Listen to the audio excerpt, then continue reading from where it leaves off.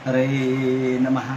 धर्माचा अजून मूर्तिमान पुतळा, धर्माचा अजून मूर्तिमान पुतळा, भासे जना भूवरी, भासे जना भूवरी, दीक्षा देऊनि जो जगतिया, दीक्षा देऊनि जो जगतिया, बद्धास हो उद्धरी, बद्धास हो उद्धरी. वाणीने वदता भागवती कथा, वाणीने वदता भागवती कथा, व्यासा प्रती भासला, व्यासा प्रती भासला. तो हा गुरु श्री जनार्दन असा, तो हा गुरु श्री जनार्दन असा, पाटांगणी शोभला, पाटांगणी शोभला. सद्गुरुनाथ महाराज की जय. हरे नमः. श्री भीष्म उवाच इति मतिरूपकल्पिता वितृष्णा भगवती सात्वत पुंगवै बभ्युम्नि स्वसुखमुपगते क्वचित् विहर्तुं प्रकृतिमुपेयुषि यद्भवप्रवाहः. भगवान वेदव्यास वर्णन करून सांगू लागले आणि सूत शौनकादिकांचा संवाद चाललेला आहे. याप्रमाणे श्री भीष्म पितामह हे शरपंजरी पडलेले असताना त्या ठिकाणी गोपाल कृष्णासह वर्तमान सर्व पांडव आणि ऋषी मुनी त्यांच्या दर्शनासाठी तिथे आलेले आहेत. आणि या वेळेला श्री भीष्म पांडवांना उद्देशून त्यांच्यावरती किती संकट आली, भगवान गोपालकृष्ण साह्याला असून सुद्धा या संकटांचा सामना त्यांना करावा लागला. याचं कारण त्यांनी काळ असं दिलेलं आहे की सगळं काही एवं कालकृतम मन्ये, हे सगळं काळाच्या स्वाधीन आहे. आणि त्यामुळं हे सगळं घडलं. त्यानंतर भीष्माचार्यांनी धर्मराजाला सगळ्या प्रकारच्या धर्माचा उपदेश केला. वेगवेगळे धर्म त्यांच्या प्रश्नानुसार त्या ठिकाणी सांगितले. या वेळेला भीष्माचार्यांनी राजधर्म, पुत्रधर्म, मित्रधर्म, स्त्री धर्म, पत्नी धर्म, भ्रातृधर्म हे सगळ्या धर्मांचे विवरण केलं आणि मोक्ष धर्म काय हेही सांगितलं. 11व्या स्कंधामध्ये जेव्हा भगवान गोपालकृष्णांनी उद्धवाला ज्ञान सांगितलेलं आहे, त्यावेळेला उद्धवाला ज्ञान सांगताना गोपालकृष्ण म्हणतात की हे मी कुठून ऐकलं, तर मी प्रत्यक्ष भीष्माचार्याच्या तोंडून देवव्रत मुखात श्रुतान असा शब्द वापरलाय त्यांनी. मी देवव्रताच्या मुखातून जे ऐकलं ते मी तुला सांगतो. म्हणजे भगवान गोपालकृष्ण सुद्धा भीष्माचार्यांना किती मानत होते, त्यांच्या ज्ञानाबद्दलची त्यांच्या मनामध्ये किती आदर भावना होती. जरी भगवान प्रत्यक्ष ईश्वर असले तरी सुद्धा देवव्रत मुखात श्रुतान असा शब्द त्याने वापरलाय. तेव्हा यावरून त्यांचं महत्त्व, त्यांचा मोठेपणा आपल्या लक्षात येईल, थोरवी लक्षात येईल. असो, याप्रमाणे भीष्माचार्यांनी सगळं धर्माचा उपदेश करून शांत झाले आणि भीष्माचार्य यांनी आपल्या सर्व वृत्ती भगवंताच्या चरणी लावल्या. कारण यो योगिन छंद मृत्यूवर वांछित उत्तरायण. छंदो मृत्यू, स्वच्छंदी मृत्यू होता. वाटेल त्यावेळेला मृत्यू मला यावा, या वेळेला यावा अशी मनात इच्छा आल्यानंतर मृत्यू येणार होता. पहा, स्वच्छंद मृत्यूवर सुद्धा विजय होता.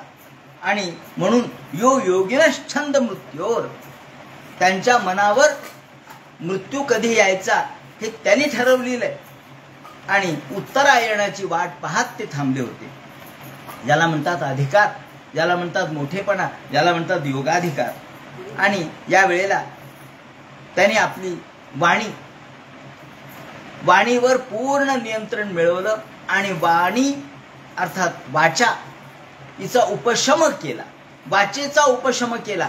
आता हे काय आहे हे आपल्याला शब्दाने नाही सांगता येणार, पण उदाहरणाने मी सांगू शकतो. जसं संध्याकाळच्या वेळेला काही फुलं हे मुकुलित होतात, आधी प्रफुल्लित असतात आणि नंतर हळूहळू या प्रफुल्लितपणा कमी होत होत होत होत हे मिटून जातात. हे जसे मिटून जातात. किंवा सूर्य हा संध्याकाळच्या वेळेला जशी त्याची किरणं आवरून घेतो असं आपण म्हणतो, सूर्य आपले किरण आवरून घेतो, हे जसं आहे, किंवा एखादं कासव हे ज्याप्रमाणे आपल्या सर्व इंद्रियांना आतमध्ये आवरून घेतं, आपल्या आतमध्ये सगळी इंद्रिय कुर्मांगानी व सर्वशः सर्व इंद्रिय आपल्यामध्ये सामावून घेतं, त्याप्रमाणे वाणी मन हे सगळं आपल्या अंतरंगामध्ये त्यांनी त्याचा उपशम केला आणि धारणा केली, ध्यान केलं भगवंताचं. धारणा हा एक असा योग आहे की ज्या धारणेच्या द्वारे मन चित्त स्थिर करता येतं आणि स्थिर चित्ताच्या दृष्टिकोनातून ही धारणा करून ध्यान करायला सुरुवात केली भगवंताचं. आणि समोर तर भगवान उभेच होते. गता युधं व्यथाः असं वर्णन केलेलं आहे. आतापर्यंत बाणांनी जे शरीर छिन्न भिन्न झालं होतं, त्यामुळे ज्या जखमा झाल्या होत्या, त्याचं जे दुःख शरीराला होतं, आता कृष्णाकडे बघितलं की सगळं दुःख संपलं. त्या सगळ्या व्यथा वेदना त्यातलं दुःख हे सगळं निराश पावलं आणि निर्वृत्त सर्व इंद्रिय वृत्ती, सगळ्या वृत्ती सगळे इंद्रिय यांना भगवंताशी परिपूर्ण तल्लीन केलं आणि विसृजन जनार्दनम हे सगळं भगवंताशी समर्पित केलं. तसे श्रीकृष्णे क्षया कृपादृशे या ठिकाणी तिने म्हटलंय आयुध श्रमो यस्य सहा, सगळ्या प्रकारचे श्रम सगळ्या प्रकारचे कष्ट आयुध त्यातल्या दुःख वेदना हे सगळं अतएव निवृत्त हा सर्वेंद्रिय वृत्तीनाम विभ्रमो विविधम भ्रमणम यस्मात् जन्यम देहम. ज्या देहापासून निर्माण होणारे सगळे दुःख वेदना व्यथा आता विसरून गेले आणि मन एकाग्र केलं आणि विसर्जन जनार्दनम भगवंताच्या चरणाशी आपलं मन लावलं. आता या ठिकाणी भीष्म हे बोलू लागलेले आहेत. भीष्म भगवंताची स्तुती करतायत. ही स्तुती म्हणजे काय आहे? ही स्तुती म्हणजे भगवंताची तन्मय झाल्यानंतर एकरूप झाल्यानंतर जी त्यांनी मागणं मागितलं भगवंताला आणि या वेळेला त्यांना जे दृश्य दिसलं त्याचं वर्णन या ठिकाणी केलेलं आहे. श्री भीष्म उवाच इति मती रूपकल्पिता वितृष्णा. भीष्माचार्यांची स्तुती म्हणजे अलौकिक आहे. जशी कुंतीची स्तुती अलौकिक आहे तशी भीष्माचार्यांची स्तुती अलौकिक आहे. आणि भागवतामध्ये असलेल्या स्तुतीचं किती विवरण करावं, एकेका शब्दावर किती अभ्यास करावा, किती मांडणी करावी. मोठमोठ्या लोकांनी त्यावर टीका लिहिलेल्या आहेत. या ठिकाणी श्रीधराचार्यांनी सुद्धा त्यावर टीका लिहिताना इति मती रूपकल्पिता. मती मती म्हणजे नुसती बुद्धी नव्हे. आपण मती शब्द बुद्धीचा पर्यायी वाचक म्हणून वापरतो, पण दोन्ही एकच आहे का? मती आणि बुद्धी नाही. मती वेगळी बुद्धी वेगळी. का तर त्यात सूक्ष्म भेद असतो. मती किंवा बुद्धी हिला किती नाव आहेत? संज्ञानम माज्ञानम विज्ञानम प्रज्ञानम मेधा दृष्टी धृती मती मनीषा ज्योती स्मृती संकल्प क्रतु रसू त्याप्रमाणे वशः इति सर्वेप्येवै तानि प्रज्ञानस्य नामधेयानि भवन्ति असं ऐतरेय उपनिषदात म्हटले. हे सगळं प्रज्ञानस्य नामधेयानि भवन्ति हे सगळे बुद्धीचे नाव आहेत. संज्ञानम आज्ञानम विज्ञानम प्रज्ञानम मेधा दृष्टी धृती आणि मग मती आहे. आधी धृती आहे, आधी धारणा आहे आणि धारणा केल्याशिवाय आधी मन चंचल असतं ना. जेव्हा मनाची धारणा होते तेव्हा चंचलत्व विगलित होतं आणि स्थिरता प्राप्त होते. ज्या बुद्धीला स्थैर्य प्राप्त झालंय त्याला म्हणतात मती. उगीच मती नाही. म्हणून इति मती रूपकल्पिता. जेव्हा या ठिकाणी भागवतकारांनी मती शब्द वापरलाय, दुसरा शब्द वापरता आला असता, इति धी वापरता आला असता, बुद्धी वापरता आला असता, पण नाही. त्या ठिकाणी मती शब्द का वापरला तर आधी धृती आहे, आधी धारणा केली त्यांनी म्हटलंय ना, आधी धारणा केली आहे, मग ध्यान करायला सुरुवात केली आहे आणि मग इति मती रूपकल्पिता वितृष्णा. या ठिकाणी मेधा म्हणजे काय असते तर उद्योगातलं प्रेरक आनंद म्हणजे मेधा, दृष्टी म्हणजे प्रेरणा, धृती म्हणजे चिकाटी, मती म्हणजे मेधा, दृष्टी, धृती या सगळ्यांचं एकत्रीकरण म्हणजे मती. आणि म्हणून या ठिकाणी मती शब्द आलेला आहे. तेव्हा आता अशा एकेका शब्दावर आपण जर चिंतन करायला लागलो तर आपल्याला लक्षात येईल की भागवत हे काय आहे, भागवताची ताकद काय आहे, त्यातल्या शब्दाची प्रत्येक ठिकाणी जी ठेवण आहे, प्रत्येक जो शब्द ठेवलाय तो सहज मनात आठव लावून ठेवला नाही, त्याच्या मागं सकारणता आहे. असो, ज्याप्रमाणे इतिमतिरूपकल्पिता वितृष्णा, या ठिकाणी इतिमतिरूपकल्पिता, उपकल्पिता म्हणजे सर्व प्रकारची आपली जी धारणा आहे ती एकत्र करून, मन शांत करून त्यांनी समर्पण भावना निर्माण केलेली आहे. या ठिकाणी उपकल्पिता शब्दाला समर्पण भावना असा शब्द इथे वापरलेला आहे. ते म्हणतात उपकल्पिता म्हणजे काय, तर समर्पितता. उपकल्पिता म्हणजे समर्पितता, ज्या ठिकाणी संपूर्ण भगवंताच्या चरणाशी हा आपल्या मनातला जो भाव आहे तो समर्पित केला. म्हणून ते म्हणतात की भगवंताच्या उपकल्पिता समर्पिता, असं या ठिकाणी टीकाकारांनी त्याचा अर्थ दिलेला आहे की इति नाना धर्माद्युपायैर मतिर मनोधारणा लक्षणा उपकल्पिता समर्पिता व सात्वतानाम पुंगवे श्रेष्ठे भगवती. भगवंत हा श्रेष्ठ आहे, तो सर्वात अलौकिक आहे, त्याच्यासारखा दुसरा कोणी नाही. म्हणून त्याच्या चरणाशी आपल्या मनामधल्या वासना म्हणजे तृष्णा म्हणजे तहान थोडक्यात. तर आपल्या मनामधल्या इच्छा म्हणजे तृष्णा, वितृष्णा म्हणजे वि शब्द विरोध या अर्थाने येतो. म्हणजे या ठिकाणी सर्व मनातल्या ज्या भावना आहेत, ज्या इच्छा आहेत त्या भगवंताशी एकरूप केल्या, तृष्णारहित केल्या. तृष्णारहितता म्हणून वितृष्णा, तृष्णारहितता. आता काहीही तृष्णा, कुठलीही वासना शिल्लक राहिली नाही, म्हणून त्यांनी वितृष्णा शब्द वापरलाय. अवितृष्णे तिवा वितृष्णा निष्कामा, निष्काम अशी भावना झाली. आता भीष्माचार्याला काय मिळवायचं होतं, काही नाही, आता निष्कामत आहे. आणि दुसरा अर्थ असा आहे अवितृष्णा. तेव्हा अवितृष्णा कशामुळे, वितृष्णा कळलं, पण अवितृष्णा ते म्हणतात हे मनाने सांगत नाही. हा या ठिकाणी आचार्यांनीच इथे टीका लिहिताना म्हटलंय अवितृष्णेती वा छेदा अवितृप्तेत्यर्थ. अवितृष्णा अवितृप्तेत्यर्थ की आपल्या मनातल्या ह्या इच्छा कधीच तृप्त होत नाही, परंतु त्या फक्त भगवंताच्या चरणाशीच जर एकरूप झाल्या तर तृप्त होतात.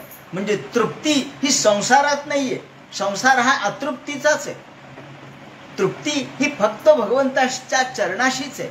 बाकी सर्वत्र आपल्याला अतृप्ती दिसते, वसवस दिसते, वखवक दिसते. वासना ही कधीच तृप्त होत नाही. आपण म्हणून म्हणतो की आशा ही नेहमी तरुण असते, ती कधीच म्हातारी होत नाही. कशामुळे हो, ती आशा ही दुःखकारकच आहे, कारण तिच्यामध्येच मुळात रजोगुण आहे आणि रजोगुण हा आपल्याला वासनेकडे घेऊन जातो. त्यामुळं आशा ही नेहमी तरुण आहे, ती म्हातारी होत नाही. म्हणून त्यांनी अवितृष्णा शब्द वापरलाय. या ठिकाणी अवितृष्णा अवितृप्तेत्यर्थ. आपली जी अतृप्तता आहे संसारातली ती फक्त भगवंताच्या चरणाशीच तृप्त होऊ शकते. विगतो भूमा यस्मात् यस्मिन्. ते म्हणतात याप्रमाणे इति मतिरूपकल्पिता वितृष्णा, अशी सगळी आपली बुद्धी भगवंताशी समर्पित करून, सगळ्या भावना समर्पित करून अवितृष्ण अशा अवस्थेत किंवा वितृष्ण अशा अवस्थेत सात्वत पुंगवे विभूमनी. सात्वत भगवान हा सात्वत म्हणजे सत, या ठिकाणी दोन अर्थ आहेत. एक सात्वत कुळ आहे, जे भगवान हा सात्वत कुळामधला आहे, वृष्णी कुळामधला आहे म्हणून सात्वत कुळ. आणि दुसरा अर्थ आहे सत्वप्रधान. भगवान हा सात्विक आहे, तो सत्वप्रधान आहे आणि तो भक्ताचं रक्षण करणार आहे म्हणून तो सात्वत आहे. आपण म्हणतो ना की भगवंता तुझी ती सात्वतत्व गता हरे, सात्वतत्व गता हरे. तुझे हे सात्वतत्व कुठे गेलं? तुझी सत्वप्रधानता कुठे गेली? वरुणालयता कुठे गेली? भगवान हा वरुणालय आहे, म्हणून तो सात्वत आहे. म्हणून या ठिकाणी सात्वत पुंगवे विभूमी, सगळ्या सात्वतांच्या मध्ये श्रेष्ठ असा करुणाकर असलेला भगवान समोर आहे. आणि त्याला पाहून भीष्माचार्य म्हणतात, स्वसुखम उपगते क्वचित विहर्तुम कृतिमुपेयुषी यद भव प्रवाह. हे भगवंता, तुम्ही विश्वामध्ये मायेचा आधार घेऊन विश्वामध्ये निर्माण, स्थिती आणि संहार ह्या क्रिया करता. क्रीडा मात्र प्रभू सृष्टी ही, तुम्ही सहज लीला करता, ही तुमची लीला आहे. जीव मात्र अज्ञानामध्ये अडकतो, जीव मात्र मायेत अडकतो, तुम्ही मात्र मायेवर अधिकार गाजवता. त्यामुळं तुम्ही मायेच्या स्वाधीन नाही आहेत, माया तुमच्या स्वाधीन आहे. म्हणून हे देवा, तुम्ही कसे आहात? तर स्वसुखम स्वस्वरूपम भूतम, तुम्ही तर तसे आत्माराम आहात. तुम्ही तुमच्याच आनंदामध्ये तल्लीन आहात, आनंदच तुमचं स्वरूप आहे. पण जेव्हा तुम्हाला विश्व निर्माण करायचं असतं, क्वचित कदाचित हरतुम क्रीडतुम प्रकृतीम योग माया मुपेयुष स्वीकृतीवती, तुम्ही या मायेचा स्वीकार करता आणि हे जग निर्माण करता. आणि म्हणून हे भगवंता, हा भवप्रवाह, हा संसार प्रवाह, हा जगत प्रवाह, हे सगळं विश्वाचं संचालन तुम्ही करता. तुम्हाला नमस्कार असो. त्रिभुवन कमनम तमालवर्णम रविकर गौरवांबरा वरम दधाने. भगवान, आपल्याला नमस्कार असो. आपण त्रिभुवन कमनम तमाल वर्णम, सगळ्या त्रिभुवनात आपण श्रेष्ठ आहात, सुंदर आहात. आणि तमाल वर्णम, तमाल पत्राप्रमाणे तुमचा रंग आहे. तमाल नावाचा एक वृक्ष असतो, निळा, त्याची पानं असतात. आणि काही लोक असं म्हणतात की तमाल म्हणजे जवसाचं फूल, ते जसं निळं असतं त्याप्रमाणे आपण आहात. आणि तुमचा रंग, आता या ठिकाणी किती वेगवेगळ्या पद्धतीने हा आविष्कार झालेला आहे. कृष्णाकडे भीष्माचार्य पाहतायत. पहिल्यांदा त्यांना दिसलं की भगवान गोपाल कृष्ण हे परमात्म तत्व आहे, मूळ तत्व आहे.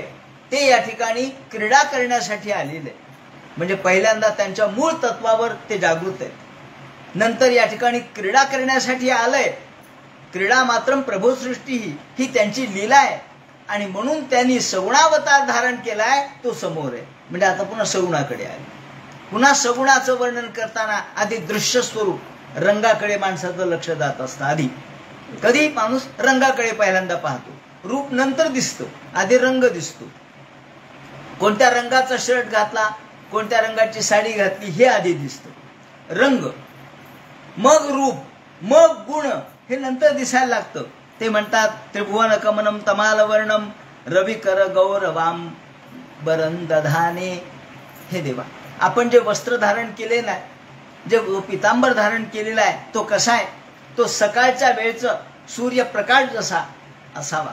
सकाळच्या वेळेला अगदी प्रातःकाली बरं का, खूप नुकताच सूर्य उगवलाय, फार उशिराने, नुकताच आता रवी बिंब पूर्व क्षितिजावर आलाय. लालसरपणा त्याचा अजूनही कायम आहे. अशा किंचित लालसर आणि पिवळट अशा वस्त्रांनी तुम्ही सुशोभित आहात. सकाळच्या वेळचा सूर्याचा जी प्रभा असावी, ती तुमच्या वस्त्राची प्रभा आहे. आणि विश्व क्वच लुलित समवार्य अलंकृतास्ये. आणि हे भगवंता, आता भीष्माचार्याला एकदम मागच्या सगळ्या गोष्टी आठवू लागलेल्या आहेत. त्यांचं युद्ध आठवू लागलेलं आहे. तुमचा पितांबराचा रंग प्रगट केल्यानंतर त्यांच्या केसांची जी पद्धत आहे, किंवा त्यांच्या कपाळावर आलेले जे कुरळे केस आहेत, त्या केसाकडे भीष्माचार्याचं लक्ष आहे. आणि ते म्हणतात, देवा, मला आज तुमचं ते रूप डोळ्यासमोर दिसतंय. कोणतं? की ज्या वेळेला अर्जुनाने सांगितलं की हे कृष्णा, मला बघू दे माझ्या समोर कोणकोणतं सैन्य आलेलं आहे. रथ हा दोन्ही सैन्यांच्या मध्ये उभा कर. दोन्ही सैन्यांच्या मध्ये हा रथ उभा कर म्हणून जेव्हा अर्जुनाने कृष्णाला सांगितलं, उभयोर मध्ये रथम स्थापयने कुरु, सेनयोर उभयोर मध्ये, दोन्ही सेनेच्या मध्ये रथ उभा कर म्हणून अर्जुनाने कृष्णाला सांगितल्याबरोबर तच क्षणी कृष्णाने दोन्ही सैन्याच्या मध्ये रथ उभा केला. यावेळेला मला तुमचं दर्शन झालं. आणि या वेळेला भीष्माचार्य समोर होते ना. पहिले जे सेनापती होते ते भीष्माचार्य होते. पहिल्यांदा भीष्माचार्याच्या सेनापतित्वाखाली हे युद्ध सुरू झालं. म्हणजे पहिलं दर्शन कोणाचं झालं तर भीष्माचार्याचं, आणि भीष्माचार्याला कृष्णाचं, अर्जुनाचं. यावेळेला श्रीकृष्ण रथावर बसलेले आणि त्या रथाच्या वायुवेगात चालणाऱ्या रथामध्ये बसल्यामुळं एका हातात, उजव्या हातामध्ये तो हे घेतलेला आहे, त्या घोड्याला मारण्यासाठी असलेला चाबूक आहे, आणि डाव्या हातामध्ये त्या संपूर्ण घोड्यांचे बागदोर हातात घेतलेले. डाव्या हाताने संचलन होतं आणि उजव्या हाताने चाबूक होता. ह्या दोन हातांनी भगवान आपल्या रथाचं नियंत्रण करत होते. त्यावेळेला समोर कृष्णाचे जे केस आहेत ते कुरळे केस होते. ते कलप लावलेले नव्हते बरं का, ते काळेच राहिले, शेवटपर्यंत काळे राहिले म्हणे. कृष्णाचं वैशिष्ट्य असे, शेवटपर्यंत कृष्णाचे केस काळे होते. अहो तो देवच होता, भगवान होता. पांढरे केस कसे होते, नाही होणार. पण यांनी वर्णन असं केलंय की कृष्णाचे जे केस आहेत ते एकदम त्याच्या डोळ्यावर यायचे, आणि मग कृष्ण एका हाताने मनगटाने ते केस बाजूला करायचा. या वेळेला देवा तुमचं ते रूप माझ्या डोळ्यासमोर आहे, श्रमवार्य अलंकृतास्य. या वेळेला ते रथ संचालन करताना तुम्हाला जे श्रम झाले, तुम्हाला जे कष्ट झाले, त्या कष्टामुळं तुम्हाला घाम आला, आणि तुमचे जे केस जे डोक्यावरचे ते डोळ्यासमोर आले ते तुम्ही बाजूला सारले, आणि या वेळेला तुम्ही युद्धाला समोर आलात. आता तुम्ही अर्जुनाचं रक्षण करणारे म्हणून समोर आलात खरे, पण मला बाण मारणं तर स्वाभाविकच होतं. मला बाण तर मला मारावेच लागले. मम निशित शरीर विभेद्यमान त्वच विलसित कवचेस्तु कृष्ण आत्मा.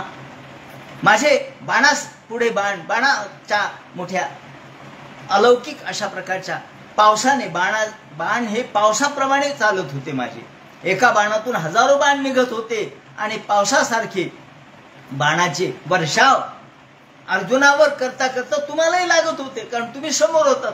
आता मला ते बाण काही आखडता येत नव्हते, पण माझ्या बाणांनी तुमच्या शरीराचे जे कवच आहे ते छिन्न भिन्न झालं. पण तुम्ही त्या छिन्न भिन्न कवचाच्या आतमध्ये घुसून ते बाण तुमच्या त्वचेला लागले, त्यातून रक्त बाहेर येऊ लागलं. पण तुम्ही त्या ठिकाणी मागं फिरला नाही. तुम्ही अर्जुनाचं रक्षण करण्याची तुमची प्रतिज्ञा बाजूला केली नाही. मम निशित शरीर विभिद्यमान त्वच विलसित कवचेस्तु कृष्ण आत्मा. देवा मला तुमचं ते रूप आजही दिसतंय. तुमची ती या केस बाजूला करण्याची शैली, पद्धत, हातामध्ये असलेला तो चाबूक आणि दुसऱ्या हातात असलेला बागदोर, आणि तुमच्या अंगाला जरी कवच असलं तरी त्यावर ते भेद, त्या कवचाचा भेद करून जाणारे माझ्या बाणांचा मारा, आणि त्यातून निघालेल्या रक्तामुळं तुमचं सगळं अंग छिन्न भिन्न झालं ते मी पाहिलं. आणि भगवंता त्या कृष्ण आत्मा, हे भगवंता त्या रूपाचा मला आजही विसर पडत नाहीये. सपती सखी वचो निशम्य मध्ये. आणि अर्जुनाच्या म्हणण्याप्रमाणे तुम्ही समोर आलात. तुम्ही तिथे आल्याबरोबर काय झालं हे फक्त भीष्माचार्याला दिसलं बरं का, बाकीच्यांना नाही दिसलं. बाकीच्यांना काय दिसलं, कृष्ण समोर आलेत, अर्जुन समोर आहेत एवढंच दिसलं. भीष्माचार्यांनी ओळखलं काय, स्थितिवती परसैनिका युरक्षणा ऋतवती पार्थ सखे रवी रतिर ममास्तु. पार्थाच्या म्हणण्यासाठी, अर्जुनाच्या म्हणण्यासाठी तुम्ही दोन्ही सैन्याच्या मध्ये रथ उभा केला आणि सगळ्या सैन्याकडे पाहिलं. स्थितवती परसैनिका युरक्षणा, सगळ्या सैनिकाकडे असं जे तुम्ही पाहिलं ना ते कालदृष्टीने पाहिलं. ते फक्त मला कळालं की तुमची कालदृष्टी म्हणजे तुम्ही पाहिलं आणि सगळ्यांचे आयुष्य समाप्त झाले. तुमच्या कालरूपी दृष्टीने ऋतवती पार्थ सखे रतिर्ममास्तु. ऋत म्हणजे ओढून घेतले, माझ्यासह सगळ्यांचे आयुष्य कृष्णाने ओढून घेतले. आणि हे केवळ अर्जुनाच्या प्रेमासाठी. हे दुर्योधनादी सर्व सैनिकांच्या मधले त्यांचा मृत्यू ठरलाच, कारण ज्या क्षणी कृष्णाने पाहिलं त्या क्षणी मृत्यू तर पक्का ठरला. पण भीष्माचार्याला हेही दिसलं काय, की कृष्णाने ज्याच्याकडे पाहिलं तो नरकात जाऊ शकत नाही. ज्याच्याकडे कृष्णाने पाहिलं तो स्वर्गातच गेला. ज्याच्या कृष्णाच्या हातून अर्जुनाच्या हातून ज्याचा मृत्यू झाला, या रणांगणावर ज्याचा मृत्यू झाला तो स्वर्गातच गेला, हे मला दिसलं देवा. म्हणून परस्य दुर्योधनस्य सैनिकानां आयुरक्षणा कालदृष्ट्या ऋतवती. कालदृष्ट्या ऋतवती असं या ठिकाणी विवरण केलेलं आहे. आणि या वेळेला भीष्म, द्रोण, कर्ण हे सगळे, भीष्म म्हणजे माझ्यासह द्रोण असो कर्ण असो, हे सगळे केवळ भगवंताच्या केवळ दृष्टिपाताने तिथे त्यांचं आयुष्य संपलेलं हे मला कळालं. व्यवहित पृत नाम मुखम निरीक्ष स्वजन वदात्मुखस्य दोष बुद्धिया कुमती महरादात्मविद्या यश्चरणरते परमस मस्तित्व. हे देवा, त्या भगवंताच्या चरणाशी माझं मन कायम असावं. माझं मन त्या भगवंताच्या चरणाशी एकरूप असावं, की जो भगवान कुमती महरदात्मविद्या यश्चरणरते, जो कृष्णाकडे दृष्टभावनेने ज्यांनी पाहिलं, कुमती म्हणजे दृष्टभावना, त्या दृष्टभावनेला सुद्धा भगवंतानी तिथं मृत्यूदंड दिला आणि भगवंतानी त्यांना स्वर्गाचा रस्ता दाखवला. हे देवा, मी तुम्हाला नमस्कार असो, त्या तुमच्या चरणाला नमस्कार असो. याप्रमाणे भगवंता धृतरथ चरणोभ्यया चलत. आणि घटना अशी घडली काय, स्वनिगम पहाय मत प्रतिज्ञा. ज्या वेळेला भगवंता स्वनिगम मपहाय मत प्रतिज्ञा, माझी प्रतिज्ञा होती मी कृष्णाला हातात शस्त्र घ्यायला लावीनच, अशी माझी प्रतिज्ञा होती. कृष्णाने प्रतिज्ञा धारण केली होती, धरी हातात शस्त्र धरणार नाही. आणि मी ठरवलं अद्य निष्पांडवीं पृथ्वीं करिष्यामी. तिकडे तुमचं वपू फक्त आमच्याकडे, शरीर आमच्या बाजूने लढतंय, मन त्यांच्याकडे. तुम्ही अंतःकरण पूर्वक बाण मारत नाही, नाहीतर यांची काय ताकद आहे तुझ्या समोर उभं राहायची. तुमच्या समोर तुम्ही परशुरामाला सुद्धा जिंकलं, तर यांची काय ताकद आहे. तुम्ही या ठिकाणी द्वैत करताय, तुमच्या मनामध्ये द्वैत आहे. माझा विजय व्हावा हे तुमच्या मनात नाहीये. असं म्हणल्यावर भीष्माचार्याला राग आला. ते म्हणले असं नाही, मी कुरु वंशासाठी लढतोय. ते म्हणले चूक आहे. मग असं इतके दिवस होत असतात काय, इतके दिवस युद्ध लांबतं का म्हणले. नाही म्हणले असं नाही, उद्याच्या उद्या एकही पांडव जिवंत ठेवणार नाही असं म्हणून प्रतिज्ञा केली. एकही पांडव जिवंत ठेवणार नाही आणि कृष्णाला हातात शस्त्र घ्यायला लावी अशी प्रतिज्ञा केली. काय करावं विचार केला आणि रात्रीच्या वेळेला द्रौपदीला उठवलं. द्रौपदी चल. कुठे? चल शिबिरामध्ये भीष्माचार्याचं दर्शन घेऊ. ती म्हणली झालं दर्शन. ते म्हणले नाही, आता पुन्हा एकदा घेऊ. आपण पुन्हा एकदा दर्शन घेऊ, युद्ध सुरू आहे, एकदा दर्शन घेऊन आशीर्वाद घ्यावेत. असं म्हणून रात्रीच्या वेळेला अंधारात त्याच्या आधी श्रीकृष्ण द्रौपदीला घेऊन गेले आणि रात्रीच्या वेळेला द्रौपदी आली. आल्याबरोबर त्यांना वाटलं भानुमती झाली काही. त्यांना काय माहिती, अगदी थकून गेले होते, दिवसभराच्या युद्धातून झोपले होते. कोण आहे? मी आहे म्हटल्यानंतर स्त्रीचा आवाज आला. म्हणले म्हणली कळालं. जोडी राखणारा, जो भगवान गोपाल कृष्ण पती पत्नीची जोडी राखणार आहे, जो अर्जुन द्रौपदीची जोडी राखणार आहे, तो आलाय. हा बस, कृष्णाशिवाय ही युक्ती कोणाला साधणार नाही म्हणे. आता आशीर्वाद तर दिला. आता भानुमती आली, तिला आशीर्वाद दिला तरी काय फरक पडतो. ती निघून गेली, नंतर भानुमती आली असेल, पण उशीर झाला. असो, याप्रमाणे आशीर्वाद दिला आणि मग दुसऱ्या दिवशी पुन्हा युद्ध सुरू झालं. आता आशीर्वाद तर दिला होता की सौभाग्यवती भव, आणि म्हणून भीष्माचार्याला बाण मारताना वाटू लागलं की आपण कसा अर्जुनाला बाण मारावा. पण तरी मोठ्या या वेळेला बाणांचं प्रहार एवढा लागत होता की त्या बाणांच्या द्वारे अर्जुनाची स्थिती अशी झाली की पार्थ सावधनसे पळसाचा, पाहिले जव निदान तयाचे, तव दिसे वदनान तयाचे. कृष्ण पाहतायत, समोरून बाण येत आहेत, अर्जुनाचे बाण सुटतायत, पण एक क्षण असा आला अर्जुनाकडून बाणच सुटेनात. कृष्णाने नुसतं मागं वळून बघितला, अर्जुन बाण का मारत नाही. पुष्पवर्ण नटला पळसाचा, संपूर्ण अंग त्या बाणाने विभिन्न झालं होतं. सगळ्या अंगातून रक्ताच्या चिळकांड्या निघाल्या होत्या, लाल झाला होता. आणि पार्थसा बधनसे पळसाचा, एक क्षणभर अंगातून रक्त गेल्यामुळं चक्कर आल्यासारखी झाली. त्या ठिकाणी भोंड आली, भोंड चक्कर आली आणि अर्जुनाच्या हातातलं धनुष्य गळून पडायची वेळ आली. बाण सुटेना, सावध असलेला अर्जुन बेसावध दिसू लागला आणि कृष्णाने पाहिलं, अरे अरे अरे, आता आपण हे क्षण उशीर केला तर अर्जुन गतप्राण होईल. आणि एवढा पाहिल्याबरोबर तव दिसे वदन आणत याचे, खाली पाहत होता, वरती पाहायची त्याची ताकद नव्हती. आणि मग हे कृष्णा, त्यावेळेला तुम्ही काय झालं, त्यावेळेला अर्जुनाची ही स्थिती पाहता क्षणी धृतरथ चरणोभ्ययाच, तुम्ही ताबडतोब रथावून खाली उडी मारली. आता लोकांना दिसलं की अर्जुनाच्या रक्षणासाठी तुम्ही उडी मारली. तेही बरोबरच आहे, दोन्ही भक्त आहेत बरं का इथे. आता ही मोठी नाट्यपूर्ण घटना आहे. एकीकडे भीष्माचार्य काही शत्रू होते काय, भक्तच होते. आणि अर्जुन हाही भक्त होता. एकीकडे हा भक्त आहे, दुसरीकडे तो भक्त आहे. आता कोणाची बाजू घ्यावी, दोन्हीकडे भक्त आहेत. एखाद्या वेळेला चांगलं विरुद्ध वाईट असा संघर्ष सोपा असतो.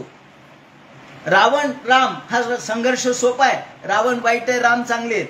पण जेव्हा दोन्ही चांगले असतात तेव्हा युद्ध करणं अवघड जातं, कारण हाही चांगला आहे तोही चांगला आहे. आता कोणाची बाजू घ्यावी. म्हणून या ठिकाणी भीष्माचार्य म्हणतात, अहो लोकांना काय दिसलं, स्वनिगम मपहाय मत प्रतिज्ञा. लोकांना दिसलं कृष्ण हा अर्जुनाचा पक्षपाती आहे म्हणून तो पुढे धावला. पण मला जाणवलं की तो माझा पक्षपाती आहे, कारण माझी प्रतिज्ञा त्यांना सत्य करायची होती. स्वतःची प्रतिज्ञा मोडली आणि माझी प्रतिज्ञा सत्य केली. माझी प्रतिज्ञा काय होती, कृष्णाला हातात शस्त्र घ्यायला लावीनच, ही माझी प्रतिज्ञा होती. तरच मी धनुष्य खाली ठेवीन, नाही तर ठेवणार नाही, ही माझी प्रतिज्ञा होती. आणि म्हणून कृष्ण माझी प्रतिज्ञा राखण्यासाठी, माझ्या शब्दाला सत्यत्व येण्यासाठी कृष्ण खाली उतरले. आणि खाली उतरल्याबरोबर धृतरथ चरणोभ्य, हातात काही शस्त्र नव्हतं, चक्रही नव्हतं. तिथे एक पडलेलं चाक होतं त्या रथाचं. अहो कृष्णाच्या हातात काही आलं तरी त्याचं चक्रच होतं ना. हातात ते चाक घेतलं रथाचं आणि माझ्या अंगावर धावत आले. असा येता देखे रथ निकट तो श्याम लहरी, नृपा गांगेयाच्या हृदयी भरल्या प्रेम लहरी. शरा ते चापाते त्यजुनी बदला गदगद रवे, जगन्नाथे केले मज सकल लोकात बरवे. गोपाल कृष्ण भगवान की जय. कृष्णा तुम्ही धावत माझ्याकडे आलात. अहो तुम्ही माझ्याकडे धावत आलात. मारावे मजला असेच असले चित्ती तुझ्या केशवा, ते माते मग कोण रक्षिल आहा विश्वेशना केशवा. देवा तुझ्याच मनात जर मला मारायचं असेल तर माझं रक्षण कोण करू शकतो. तुझ्या मनात जर मला मारण्याचं असेल तर माझं रक्षण कोण करणार आहे. तुम्ही सर्व शक्तिमान आहात, तुम्ही या ठिकाणी सर्व जगाचे आईबाप आहात, सर्व शक्तिमान आहात, जगाचे नियंते आहात. तेव्हा तुम्हीच जर मनात ठरवलं माझा मृत्यू घडावा तर मला कोण वाचवणार, आणि मी माझ्यामध्ये काय ताकद आहे मला वाचवून घेण्याची. म्हणून हे देवा, ते म्हणतात प्रसभ मभिससारमद्वदार्थम, मला मारण्यासाठी तुम्ही धावलात.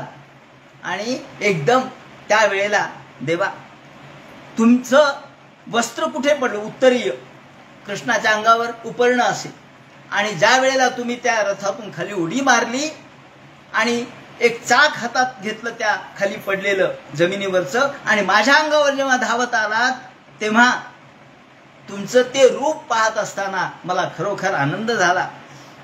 का या वेळेला तुमचं उत्तरीय कुठं गळून पडलं हेही तुम्हाला कळलं नाही. गतोत्तरीय, हे उत्तरीय कुठं पडलं हेही तुम्ही पाहिलं नाही, आणि रागाने माझ्या अंगावर धावत आलात.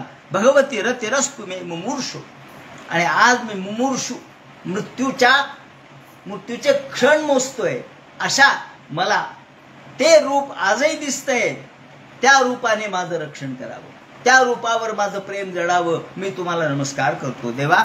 निरीक्षगता स्वरूपम, त्या रूपाशी मी तन्मय व्हावं. मुमूर्षोर मर्तुमिच्छो हो नन्वन्या, त्या ठिकाणी मृत्यूची इच्छा करणारा मी. भगवत्य चिंत ईश्वर्य तदाह, त्यांनी वर्णन केलंय की गतत स्वरूपम, मला ते रूप निरीक्ष स्वरूपम तत्समानुरूपम गता. हा ते तुमचे जे रूप आहे ते तुम्ही कालरूप माझ्यासमोर घेऊन आलात, आणि आजही माझ्यासमोर काळच उभा आहे. माझ्यासमोर माझा मृत्यू उभा आहे. मला मृत्यूला समोर जायचंच आहे, पण तुम्ही त्यावेळेला माझ्यासमोर आलात. ती तुमची भक्ताची प्रतिज्ञा तुम्ही पूर्ण केली. मी तुमचा भक्तच आहे, आणि माझी प्रतिज्ञा पूर्ण करण्यासाठी तुम्ही हातामध्ये चक्र घेतलं आणि ही प्रतिज्ञा पूर्ण केली. त्याप्रमाणे तुम्ही अर्जुनालाही वाचवलं आणि मलाही वाचवलं. हे देवा, विजय रथ कुटुंब रे. या ठिकाणी विजय रथ, विजय म्हणजे अर्जुन. अर्जुनाच्या रथाचे बागदोर तुम्ही हातात घेतलेले होते, आणि त्या अर्जुनाच्या रथाचे बागदोर तुम्ही अर्जुनाचे मित्र म्हणून, या ठिकाणी अर्जुन तुमचे मित्र आणि तुम्ही अर्जुनाचे मित्र. अहो, आपण एखाद्या मोठ्या माणसाला म्हणतो, एखादा खूप सुप्रीम कोर्टाचा न्यायमूर्ती झाला, आपण म्हणतो तो माझा मित्र आहे, पण त्यांनी म्हणलं पाहिजे ना तुला मित्र. नाही नाही नाही, आम्ही एकत्र होतो, आम्ही खेळत होतो, आम्ही अमुक. अहो, तो म्हणतो का तुम्हाला? तो ओळखतही नाही. तसं इथे अर्जुन कृष्णाचा मित्र आहे हे म्हणणं वेगळं, कृष्ण अर्जुनाचा मित्र आहे हे महत्वाचं आहे. म्हणून विजय रथ कुटुंब ते म्हणतात, हे देवा तुम्ही अर्जुनाचे मित्र आहात, हा अर्जुनाचा मोठा सन्मान आहे. आणि ललित विगती विलास बलगुहास प्रणय निरीक्षणा कल्पतुरु माना. देवा तुम्ही या ठिकाणी जी लीला केली, गोकुळामध्ये लीला केली, तिथे क्रीडा केली, गोपांच्या बरोबर खेळलात, चोऱ्या केल्यात, बासरी वाजवली आहे, गोपींना या ठिकाणी त्यांच्या मनातल्या इच्छा पूर्ण केल्यात, रासक्रीडा केली आहे. किती वेगवेगळ्या पद्धतीने ललित गती विलास बलगुहास, कधी हसणं, कधी रडणं, कधी गोड बोलणं, कधी आश्वासन देणं, कधी निरीक्षण करणं, हे सगळ्या पद्धतीने तुम्ही या ठिकाणी, कधी गोवर्धनोद्धारण, या ठिकाणी जी गोकुळातली लीला केली ती किती विविध पद्धतीने केली देवा. आणि गोवर्धनोद्धारणादी मनुकृत, कधी गोवर्धन धारण केलाय, कधी यमुनेमध्ये आनंद लुटलाय, कधी गोपींच्या इच्छा पूर्ण केल्यात, कधी गोपांच्या इच्छा पूर्ण केल्यात, कधी यज्ञपत्नीला संरक्षित केलंय, त्यांच्यावर आशीर्वाद त्यांना दिलेत. कृतमनोवर कृत्य उन्मदांधा. हा आणि हे देवा, आता एकच माझं मत आहे, प्रकृती मगन किलयस्य गोपवध्वा. इथे आर्ष प्रयोग केलाय असं म्हटलेलं त्यांनी. प्रकृती मगमन असं पाहिजे होतं, पण या ठिकाणी प्रकृती गमन, प्रकृती अगमन असं पाहिजे होतं, पण प्रकृती गमन असं म्हटलंय. ते आर्ष प्रयोग आहे असं म्हणतात. हा कृतमनुकृत कृष्णासारखी चेष्टा. अहो, तुमच्या या लीलेने काय झालं तर सगळं गोकुळ तुमच्यासारखं लीला करू लागलं. पहा ना तुम्ही, गोपाळ सुद्धा कृष्णासारखंच करत होते. जेव्हा कृष्ण गुप्त झाले तेव्हा सगळ्या गोपी कृष्णाच्या लीला करू लागल्या. कुणी पुतना झाली, कुणी तृणावर्त झालं, कुणी कृष्ण झालं, कुणी बासरी बाजू लागलं, कुणी गोपाळ झालं. हे सगळं कृष्णाच्या रूपामध्ये एकरूप झाले, कृष्णाशी तद्रूपता पावले. देवा तुम्ही सर्वांना तद्रूपता या ठिकाणी पावण्यासाठी तुम्ही लीला केली. आणि मुनिगण नृपवर्य संकुलेत राजसूय यज्ञ प्रसंगी अग्रपूजेचा मान तुम्हाला मिळाला आणि शिशुपालादिक लोकांनी ज्यांनी तुमची निंदा केली त्यांना तुम्ही यमसदनाला पाठवलं. आणि याप्रमाणे हे देवा प्रत्यक्ष अर्हणमुपदे ईक्षणीयो मम दृशो गोचर एव एष आविरात्मा. भगवंता तुझे अनेक रूप मला आज दिसू लागलेले आहेत. तमिम महमजन जम शरीर भाजाम हृदय हृदय तिष्ठितात्म कल्पितानाम. आणि आपण प्रत्येकाच्या अंतःकरणामध्ये राहता. प्रत्येकाच्या अंतःकरणामध्ये आत्मा हे तुमचं स्वरूप आहे, चैतन्य हे तुमचं स्वरूप आहे आणि तुम्ही आहात म्हणून या ठिकाणी सर्व काही व्यवस्थित चाललेलं आहे. हा निसर्ग देखील तुमच्यामुळेच व्यवस्थित चाललेला आहे. तुम्ही गोचर एष आविर आत्मा, तुम्ही सगळ्या विश्वाचे आत्मस्वरूप आहात. तुम्ही नसाल तर हे विश्व निरर्थक होईल. म्हणून हे देवा अहो रूपमोहो मित्येती व आश्चर्याने विलोकिनया. याप्रमाणे आपण अलौकिक अशी क्रीडा केली, अलौकिक कृत्य केले आणि मला तुमचं तेही रूप डोळ्यासमोर दिसतंय. ज्या वेळेला तुम्ही या युद्धामध्ये अर्जुनाच्या रथावरती बसलेला होता त्यावेळेला त्या घोड्यांच्या टापांचा पासून निर्माण झालेली जी धूळ आहे, कारण त्या युद्धभूमीमध्ये सगळीकडे धूळच धूळ होती, ही सगळी धूळ जी उडाली ती तुमच्या डोक्यावर केसावर बसलेली होती. तेव्हा तुमच्या केसांवर असलेली धूळ, तुमच्या डोक्यावर त्या धुळीचं देखील साम्राज्य पसरलेलं होतं. कारण ही सगळी धूळ जाणार कुठे हो? तुम्हाला एवढ्या युद्धामध्ये जायचंय, सगळी धूळ अंगावर घ्यावी लागली. आणि मला याचं वाईट वाटतं की माझ्याही घोड्यांच्या टापाची धूळ तुमच्या डोक्यावर गेली.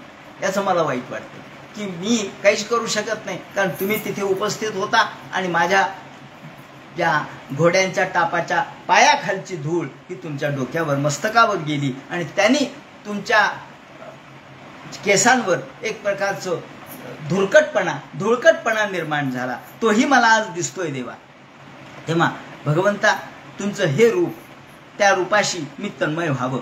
तमिमह हे देवा सूत म्हणतात शौनकादिका हो.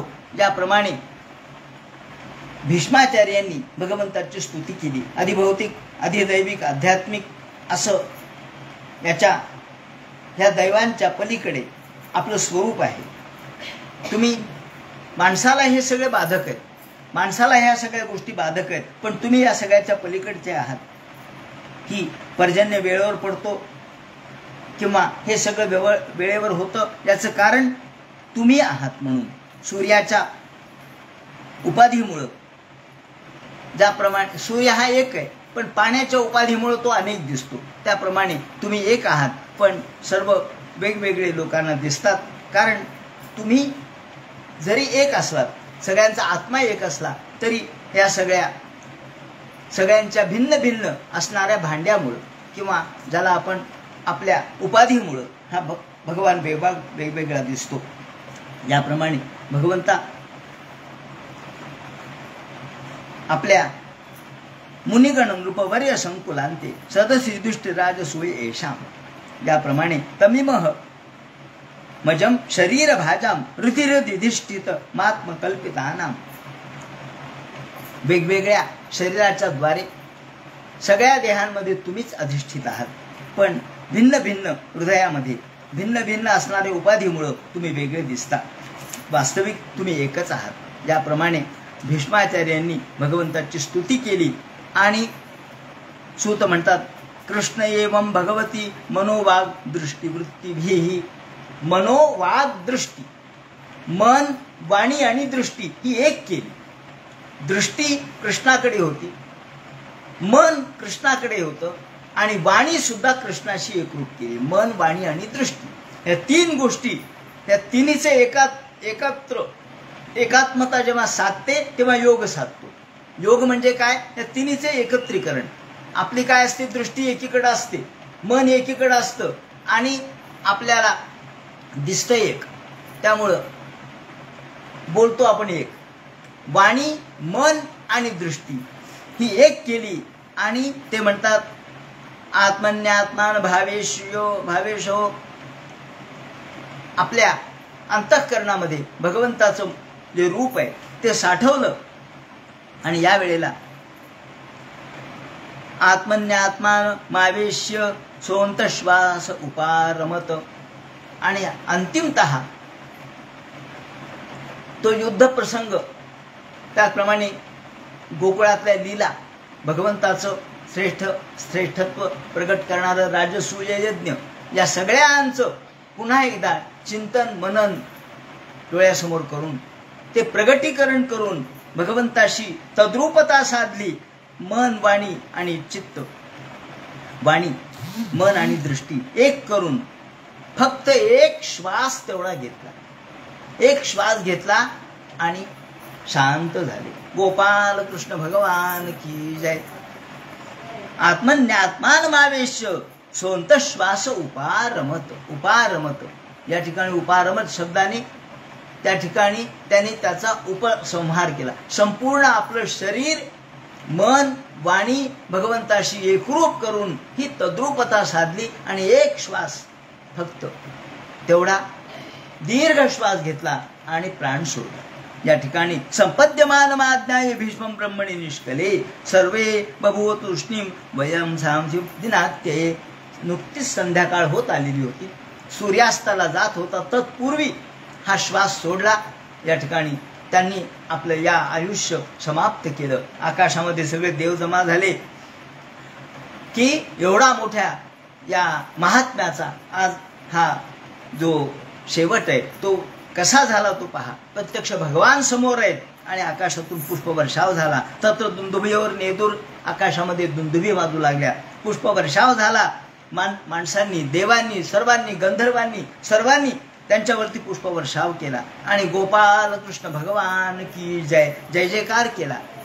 अशा भीष्माचार्यांचा यांचं निर्वाण हे सगळ्यात महत्वाचं आहे. कारण भीष्माचार्य हे ज्ञानी तर होतेच, कुलवृद्ध तर होतेच, परंतु भगवंताचे अधिकारी भक्त होते. त्याचं कारण असं की आपण जेव्हा प्रल्हाद नारद पराशर पुंडरीक व्यास अंबरीश शुक शौनक भीष्म दालभ्याम भीष्माचं वर्णन म्हणजे भागवत श्रेष्ठ भागवत कोण, भगवत भक्त कोण तर भीष्म. म्हणून या भीष्मां गदार्जुन वसिष्ठ विभीषणादीन पुण्यानिमान परम भागवताम स्मरामी. हे परम भागवत आहे. तेव्हा अशा परम भागवताचं हे निर्वाण हे निर्याण म्हणजे खरोखर एका भक्ताचं निर्याण आहे. आणि हे दिव्य म्हणूनच आलेले होते. वसूत होते ना, हे वसू होते. एका निमित्ताने पृथ्वीवरती आले होते आणि पुन्हा एकदा परत गेले. याप्रमाणे शंशुद साधवो राज्ञाम खात पेतो पुष्पवृष्टी या आकाशातून पुष्पवृष्टी झाली. आणि या वेळेला सगळ्या पांडवांनी पाहिलं, सगळ्यांनी भीष्माचार्याचं हे निर्वाण पाहिलं आणि सर्वांनी त्यांना पुन्हा एकदा वंदन केलं, नमस्कार केला आणि मग त्यांचं जे और्ध्वदेही कृत्य ते केलं. पांडवांना दुःख झालं. आता बाकीच्या ज्या पुढच्या गोष्टी आहेत ज्यामध्ये भगवान गोपालकृष्ण आपल्या द्वारकेला कसे जायला निघतील आणि द्वारकेला कसे जातील या संबंधीचं वर्णन उद्याच्या चिंतनात करण्यात येईल. हरे नमः. पुंडलिक वरदे हर विठ्ठल सीताकांत स्मरण जय जय राम. पार्वतीपते हर हर महादेव.